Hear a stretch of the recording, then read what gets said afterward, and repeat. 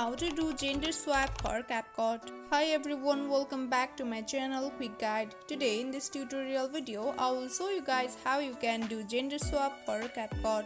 So let's get right into the video. Firstly, open your Capcut application. Now select the photo or the video where your face is completely exposed. For example, I will select this picture. Now here you can see the picture is of male.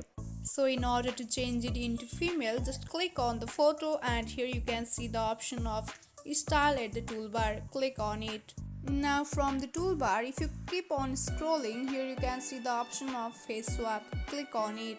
Under this section, there used to be the option of gender swap or gender change, but Capcut has banished that. Now what you can do is just use another method. For that, come to the home page again and here you can see I have already installed Face App application. You can also install it from the Play Store or App Store on your device. Now open the Face App and select the photo.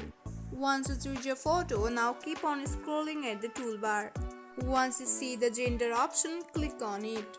Now here you will see three different options: female, female 2 and masculine. So in order to do the gender swap, just click on female option. Wait for a while and that's it. Here you can see the photo of the man has changed into female.